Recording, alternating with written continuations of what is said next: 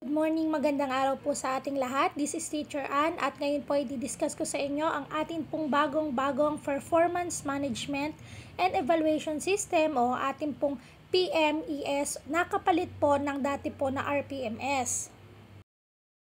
At para naman po sa ating table of contents o ang nilalaman po ng ating PMES, meron po tayong 5 CRA. At kung mapapansin nyo po later mamaya na pag diniscuss ko po sa inyo, may mga objectives po na inilipat o pinagsama po from one CRA to another CRA. So, umpisan po natin sa ating CRA 1, Content Knowledge and Pedagogy. CRA number 2, Content Knowledge and Pedagogy and Learning Environment. CRA number 3, Diversity of Learners and Curriculum and Planning. CRA number 4, Community Linkages and Professional Engagement. At ang ating pong CRA number 5, Personal Growth and Professional Development. Kung mapapansin nyo po, mula po dun sa ating mga RPMS na 2024, 2023, pinagsama po nila. So, para po sa ating CRA number 1, which is Content Knowledge and Pedagogy. Para po sa ating objective number 1, applied knowledge of content within and across curriculum teaching areas, PPST 1.1.2. Kung inyo pong mapapansin, galing po ito sa ating RPMS 2023, 2024 at po sa ngayon sa PMES natin. Hindi po talaga nawawala ito. Ito po ay base po sa ating PPST. At ang makikita po ito sa ating class observation. Ang MOBs po dito ay yung ating class observation. Yung pong integration po ng other subject doon po sa ating subject matter. So, yun naman po yung pinaka-importante. So, ano po ang i-attach po natin? Ang kailangan po natin ay yung ating lesson plan, ng ating classroom observation, picture ng ating class observation, yung ating rating sheet, at saka po yung inter-agreement form.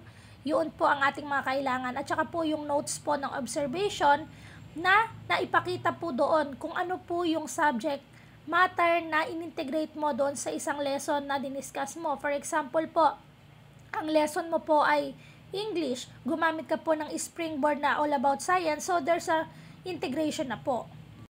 Dahil po tayo ay papasok na po sa ating bagong curriculum, which is matatag curriculum, importante po na maging flexible po tayo at kailangan po natin na mag-integrate ng mga lessons 2 to 3 lessons po na integration sa ating subject matter. Mas mainam po na nagkakaroon po tayo ng integration kasi po meron naman po talagang mga lesson na interconnected po sila sa bawat isa. Even though magkaiba po sila ng subject, pero yung kanila pong mga subject matter ay related. Halimbawa po sa science po, about po sa landform water forms, meron din po yan sa may araling panlipunan. Yung ESP po, pwede po nating i-integrate, use it as a springboard sa ES sa Filipino at saka sa English. Para naman po sa ating objective number 2, use research-based knowledge and principles in teaching and learning process. So, importante po na we are using research-based knowledge. Meron po tayong factual na basis ng ating pong mga tinuturo. So, ang kailangan po nating MOBs dito ay yung ating po classroom observation tool. Kasi po doon po natin mapapakita kung ano po ba yung ginamit po natin na research-based knowledge na yan. Sa ating pong research-based knowledge, pwede po tayong gumamit dito ng mga reference from books, from internet po dahil ito ay widely accessible na po sa ating lahat. Kung saan po, pwede po natin siyang i-present during our presentation. Gumamit po tayo ng mga research-based na mga ganitong activities dahil po mas nakakatulong po ito. Naka-enhance po ng mga interest ng mga bata sa kanilang pag-aaral. At sa atin po, mas nagiging effective po ang ating pagtuturo kung ang atin pong mga tinuturo ay mayroong mga research-based basis na mga ganito po.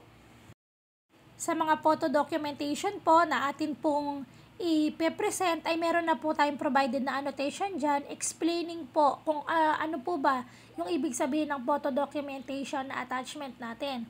Kasi nga po 'di ba yung ating RPMS wala na po siya, PMES na po ang ipinalit, pero it doesn't mean po na wala pa rin po tayong mga photo documentation or attachment po doon po sa ating gagawin pong PMES. Para naman po sa ating objective number 3, ensure the positive use of ICT to facilitate the teaching and learning process, PPST 1.3.2. So, kung inyo pang mapapansin, connected po siya dun sa ating objective number 2, which is using research base. So, COT pa rin po ang ating pong MOBs dito. So, kung mapapansin nyo po sa ating pong PMES, puro po talaga more on observation po talaga. Kasi talaga pong titingnan po talaga ng ating departamento kung papaano po tayo magturo at makapagbigay po sila ng proper advice sa atin, recommendations, assistance, mentoring po, coaching para po ma-improve ang ating teaching. Sa panahon po natin talaga napaka-importante po ng ICT, ng technology kasi po ang mga bata talaga nasa digital era na po tayo Talagang widely used na po yan ng mga bata. So marami po tayo diyang mga learning activities na pwede po natin kuhanin. Halimbawa po yung Perfect One Word, yung ating pong Kahoots na available po sa ating internet. Yung mga video lessons po na pwede po natin i-attach o ipakita during our presentation of the activities. Especially po kung halimbawa ang ating pong dinidiscuss ay science, ang ating pong dinidiscuss ay math, kung saan kailangan po nila na nakikita po ng actual, yun pong subject matter natin, yung ating pong mismong lesson. For example po, yung precipitation, ang yung lesson or photosynthesis, mas mainam po yung nakikita po nila yung video.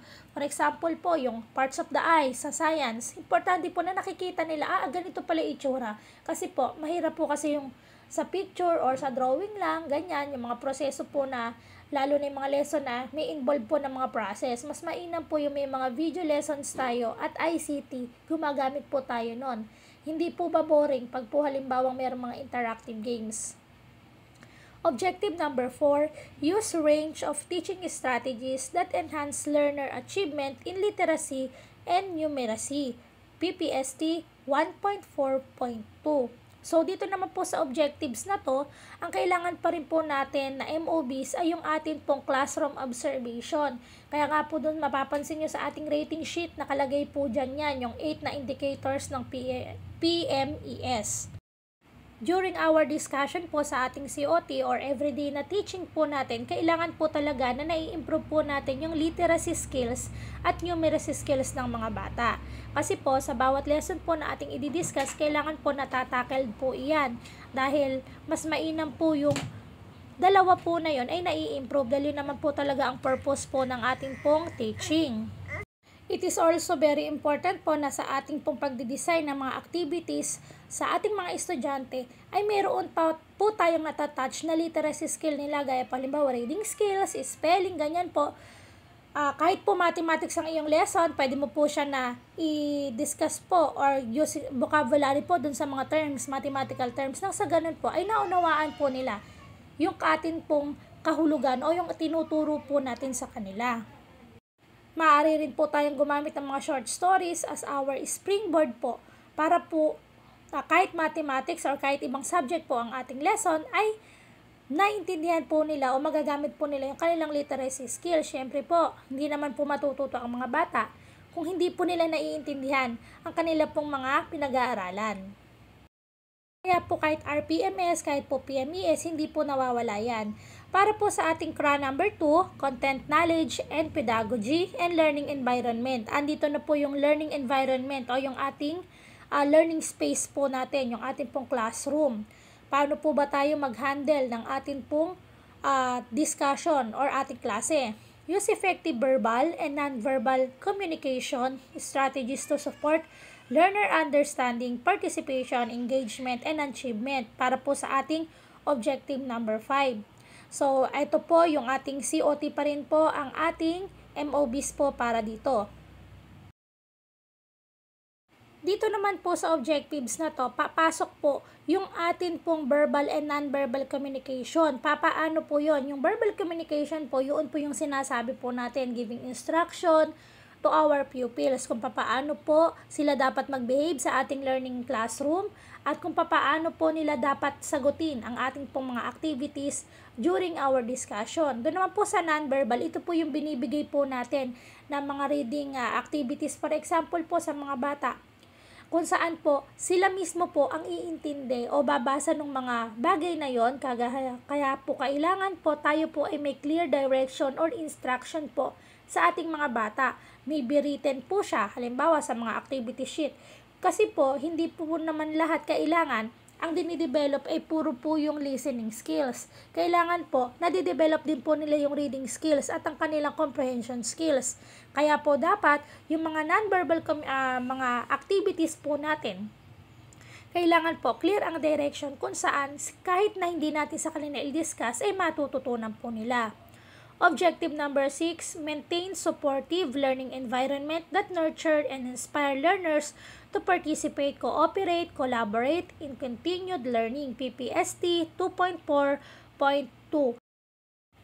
Ang atin pa rin pong MOBs or means of verification dito ay ating pong classroom observation o yung pong ating COT, kung saan po ang ating pong rater ay titingnan po kung papaano po natin i-handle ang ating pong classroom.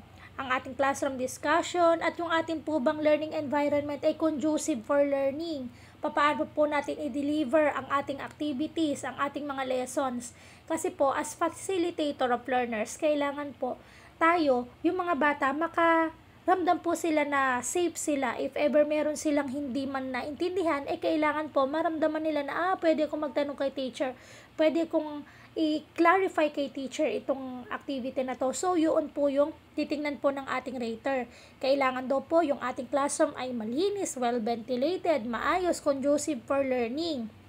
At saka maayos po ang arrangement ng upuan kasi syempre mas maayos po ang learning environment na kinauupuan ng mga bata, mas nagiging maayos din po ang kanilang pagkaunawa. Kasi po kahit po mahirap ang lesson nila, pag ating pong i-deliver ito in a proper way, sa maayos na paraan, kung saan po ini-encourage po natin ang ating mga bata na matuto kahit mahirap ang lesson, sure po na masasagot po ng mga bata yan at maintindihan. So, importante po ang ating learning environment ay child-friendly at nakatutulong po para po ang mga bata ay mas magaanan sa pag-aaral. Hindi po syempre sa atin man po sa bahay, di ba, pag po gulo-gulo, magulo ang ating classroom, para pong mahirap puminga, mahirap kumilos. So, ganun din po sa ating mga classroom kasi ang kailangan po natin dito, ang in-nurture natin ng ating mga bata.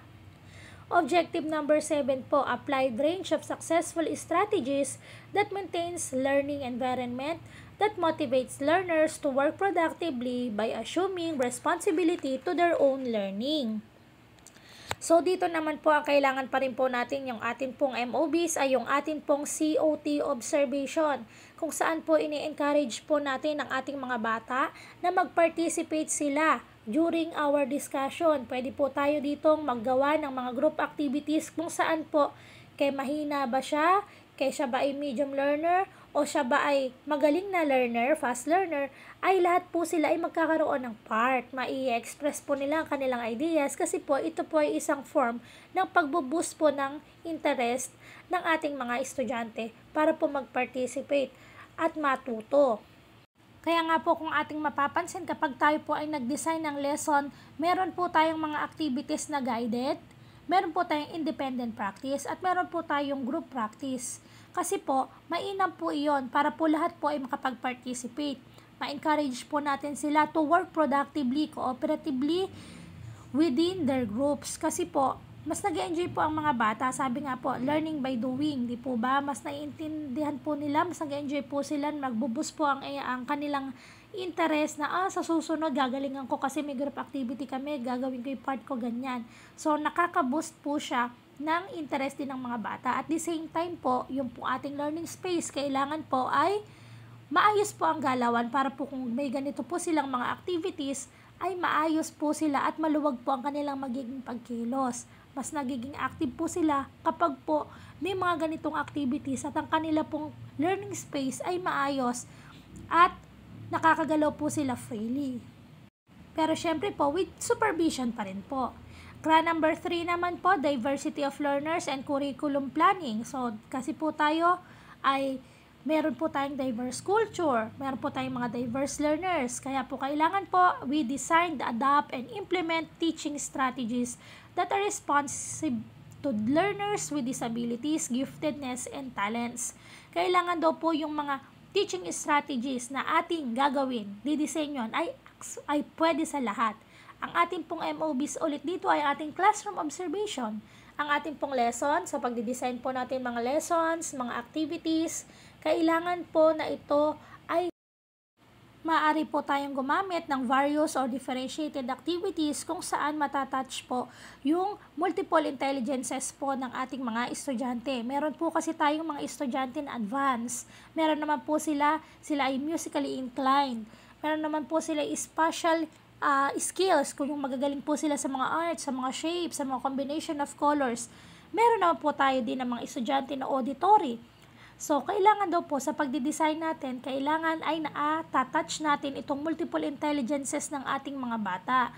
Kaya nga po tayo kapag gumagawa ng lesson plan, ay meron po tayong idinidesign na group activities kung saan meron tayong differentiated instruction na ginagamit. Gumagamit tayo ng rubrics para ma-test po natin, ma-measure natin kung ano po ang performance ng ating mga mag-aaral. So, kapag gumagamit po tayo ng differentiated instruction, gumagamit din po tayo ng rubrics. Mahalaga po yan. Para naman po sa ating objective number 9, planned and delivered teaching strategies that are responsive to the special education needs of learners in difficult circumstances, including geographic isolation, chronic illness, displacement due to armed conflict, urban resettlement or disasters, child abuse, and child labor practices. So, sa MOBs pa rin po natin ay yung ating pong COT. Kailangan daw po, kapag po tayo ay nagdi-deliver ng ating pong mga activities, kung saan po kahit po yung ating mga students na dumadanas ng ganitong mga problems like geographic isolation, baka halimbawa umulan ng malakas, naputulan tulay sa kanila, so hindi siya makapasok, kagaya po ng mga ganyan, naipit sila sa mga digmaan, may sakit, na abuso, o under siya sa child labor dahil sa kahirapan ng buhay, kailangan daw po yung mga activities na dinidesign natin, meron din po para sa kanila. Kaya nga po tayo gumagawa po tayo ng mga learning activity sheet na kung saan meron po tayo ditong inilalagay na short explanation, kung saan po kahit po sila sa kanilang lugar, itong mga module po na to, ay masasagot po nila, makukontinue pa rin po ang kanilang pag-aaral sa kabila po ng mga iba't ibang kadahilanan na kanilang nararanasan. So, kaya nga po kailangan tayo, yung pagdidisenyo natin ng mga activities na ginagawa natin, ay maging sensitive po tayo at considerate sa iba't ibang mga socio-economic status po ng ating pong mga mag-aaral at yung kanilang mga everyday po na mga dinadanas po sa kanilang mga buhay-buhay. So, maaari po tayong gumamit dito ng mga activity sheets kung saan po kahit nawala po tayo sa kanila ay makakasagot pa rin po sila at makapag-aaral. Para naman po sa ating objective number 10, adapted and implemented learning programs that ensure relevance and responsiveness to all the needs of all learners. Ito naman po ay gumagamit po tayo ng iba't ibang mga assessment kung paano po natin masusukat ang natutunan ng ating mga bata at kung makasumpong po tayo ng mga hindi weaknesses po nila, paano po natin to dapat i-address. Halimbawa po nito ay yung mga report cards, yung mga action plans po natin.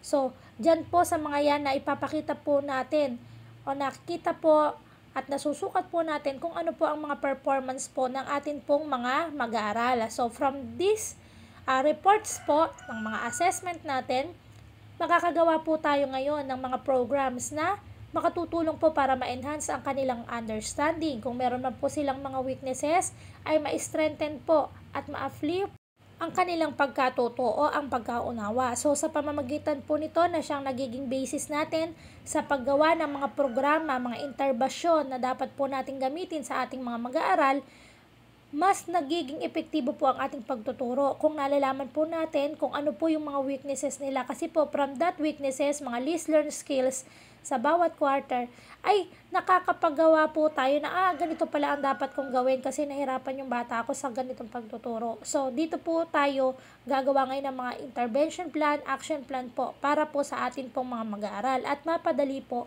ang ating pong pagtuturo sa kanila. CRA number 4 naman po, ito naman po ay tungkol sa community linkages and professional engagement. Ito naman po ay tungkol sa ating pakikisama sa ating mga community stakeholders. maintain learning environment that are responsive to community context. Kailangan daw po tayo, hindi po tayo nabubuhay sa sarili lamang natin. Kailangan po natin ang ating mga stakeholders, ang ating community, para po sa ating mas epektibong pagtuturo. So, kailangan po na din dito, ang mga MOBs na yan, communication letter po natin, programs and project, kapag po tayo ay magpapatawag ng mga meeting sa atin pong mga stakeholders. Dapat meron po tayong communication letter po kay principal na gusto nating magkaroon ng invitation po para po sa ating mga parents na umattend po sa ating PTA, at pagpapadala naman po ng letter sa ating mga PTA, sa ating mga parents at stakeholders na umattend po sila sa ating ipinaplanong project o pag-uusap, programs po sa ating paaralan. So, dito po, kailangan po natin dito ang proof of attendance po ng ating mga stakeholders, sa mga parents po na umattend sa ating mga meetings. At kung ano po yung agenda, dapat po may minutes po tayo sa atin pong napag-usapan. Kung ano po yung mga pagtutulungan na dapat po nating ma-enhance sa ating magamit sa ating mga mag-aaral. Halimbawa po sa ating pong mga reading activities, kung saan po ang mga parents po ay tutulong po para po matulungan nila tayo na mapabasa ang ating mga mag-aaral. Kailangan po kasi meron pong clear communication po ang school at ang mga stakeholders. Kapag po kasi may magandang samahan ang school at ang community, mas magiging produktibo po ang ating paaralan. Sapagkat ang kanila pong suporta ay kailangan po natin, dahil hindi naman po natin kaya na tayo lang po sa sarili natin. Ang mga proyekto ng paaralan, ang mga programa para po mapaunlad, kailangan po natin ang assistance nila, nang sa ganun po may katuwang po tayo at suporta para po ma-improve ang ating mga estudyante. Para naman po sa ating objective number 12, reviewed regularly personal teaching practice using existing laws and regulations that apply the teaching profession and the responsibilities specified in the Code of Ethics for Professional Teachers. So, tayo po, bilang mga professional teachers, we need to act professionally. So, baka po yung mga ginagawa po natin ay hindi na po o labag na po sa mga rules and regulations po according po sa Code of Ethics. So, kailangan po, nagkakaroon din po tayo dito ng mga refreshment. Ito po ang ating mga MOVs. Kailangan po kasi talaga nare-refresh po natin ito pong mga Code of Ethics na yan at yung ating pong teaching style. Papaano po ba tayo nagtuturo sa ating mga bata? Kung kaya nga po pumapasok dito po yung coaching and mentoring, kung saan po tayo po ay kino-coach at mini-mentor po ng ating mga master teacher, ng ating pong school head, para po makapagbigay po sila ng suggestion. Kasi po kung sa atin, hindi naman para po sa atin okay na po yung pagtuturo natin, pero may mas maganda pa po pala. So, kailangan po tayong mga teachers ay ina-accept po natin ang mga ganitong mga suggestions mula po sa mga nakatataas sa atin. Pagkat nakatutulong po ito para po ma-uplift at mas maging maganda po ang ating pong pagtuturo. At syempre po, kailangan po nating i-refresh ang ating ideas about sa Code of Ethics. Para naman po sa ating objective number 13, complied with and implemented school policies and procedure consistently to foster harmonious relationship with learners, parents, and stakeholders. Sabi ko nga po sa inyo, ito po ay napaka-importante na magkaroon po tayo ng good communication sa atin pong mga learners, parents, at ating stakeholders. Kapag tayo po ay sama-sama, nagkakaisa, mas nagiging mabuti po ang resulta ng pagkatuto ng ating mga mag-aaral. Kung kaya nga po tayo ay nagkakaroon ng quarterly parent-teacher conference kung saan po ina-address po natin ang status ng ating mga mag-aaral sa kanilang pag-aaral. Ano na po ba ang estado ng kanilang mga natutunan? Ano po ang mga suliranin o mga nagiging weaknesses po nila at papaano po tayo magtutulungan, parent, teacher, at stakeholders para po ma-uplift ang ganitong mga suliranin po sa pag-aaral ng ating mga mag-aaral. Sa pamamagitan din po nito, meron pong mabubuting puso na ating mga stakeholders na nagbabahagi po ng kanilang mga biyaya sa paaralan para po magamit na sa pagpapa-improve po ng pagtuturo ng mga teachers at pagkatuto po ng mga bata. Kaya po mahalaga po na magkaroon po tayo ng magandang komunikasyon sa ating paligid, sa ating pong mga community kung saan po tayo naroroon, sapagkat mahalaga po sila dahil hindi naman po lahat ay kayang i-provide po ng eskwelahan at hindi po natin kaya lahat na i-shoulder lahat ang pagkatuto po ng mga bata. Kailangan po talaga na ang mga parents, ang mga stakeholders ay nagtutulungan po kasama ng mga teachers para po ma-improve ang pag-aaral ng mga bata.